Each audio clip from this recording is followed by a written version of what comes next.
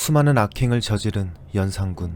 그의 폭정이 지속되자 이를 참지 못한 박원종을 필두로 한 신하들이 역사상 최초로 반정을 일으키게 됩니다. 이게 바로 중종반정. 반정에 성공한 직후 박원종은 군사들을 보내 연산군의 이복동생 진성대군을 찾아가게 합니다. 한편 사저가 군사들로 둘러싸인 것을 본 진성대군은 심히 겁에 질리게 되었죠. 날 죽이려는 게 분명하다. 목매달아 죽어버려야겠다. 그렇게 생을 마감하려는 와중에 갑자기 조강지처 신씨가 말리며 말합니다. 군사의 말머리가 이 집으로 향해 있으면 우리 부부가 죽는 것이 맞습니다. 하지만 만일 말머리가 밖으로 향한다면 우리를 호위하려는 뜻이지요. 아하. 그래서 확인해보니 말머리는 밖을 향해 있었고 자살하려 한 진성대군은 아내 신씨의 지혜로 목숨을 부지할 수 있었죠. 군사들이 진성대군의 사절을 호위한 이유는 반정에 성공한 박원종이 진성대군을 왕위에 앉히기 위함이었습니다. 그렇게 진성대군은 연산군 다음으로 조선의 제11대 왕 중종으로 즉위합니다.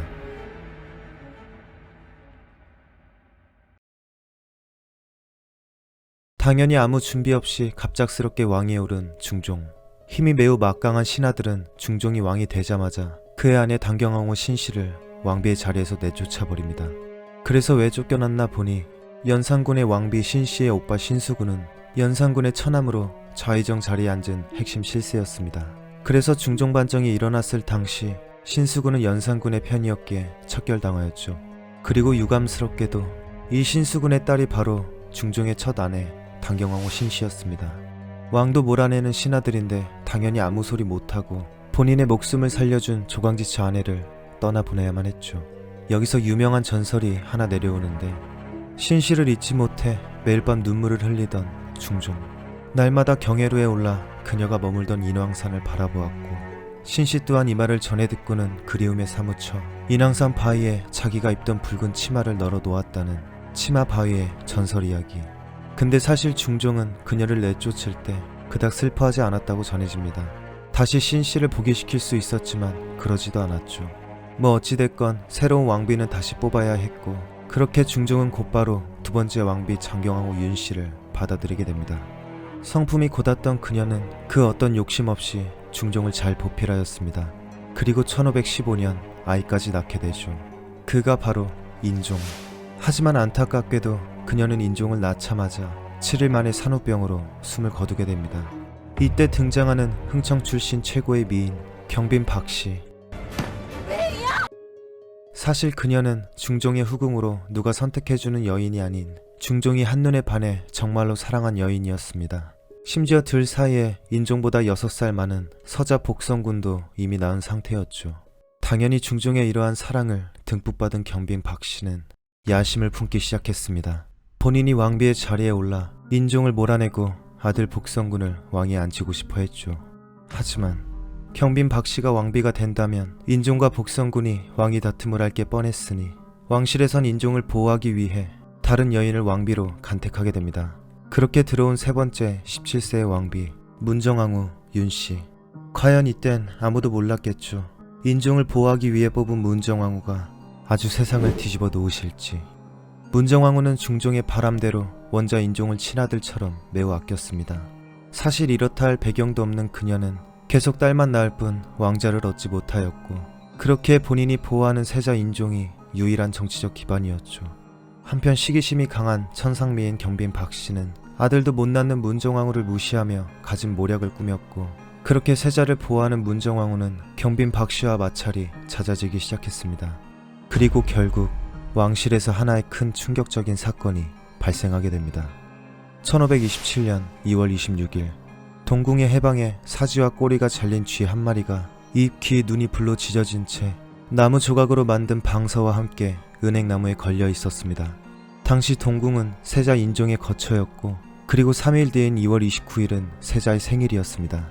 이는 명백히 세자를 저주한 사건이었기에 조정은 아주 발칵 뒤집어졌죠. 당연히 깜짝 놀란 중종은 범인을 잡으라 명령하였고 범인으로 지목된 사람은 바로 경빈 박씨였습니다.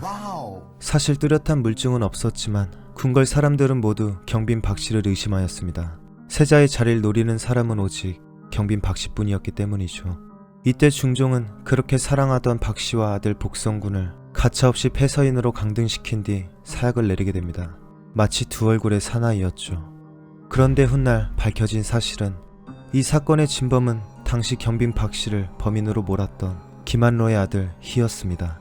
따지고 보면 억울한 죽음을 당한 박 씨와 복성군.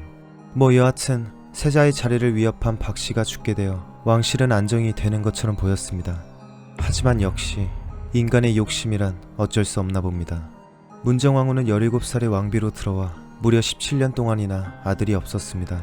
그리고 34세 늦은 나이로 드디어 아들 경원대군을 보게 되었는데 이제부터 사단이 나기 시작합니다. 이때 세자 인종은 20세의 장성한 나이였고 문정왕후는 막상 아들을 낳고 보니 마음이 달라졌습니다. 어떻게 해서든 내 아들을 왕위에 앉히겠다.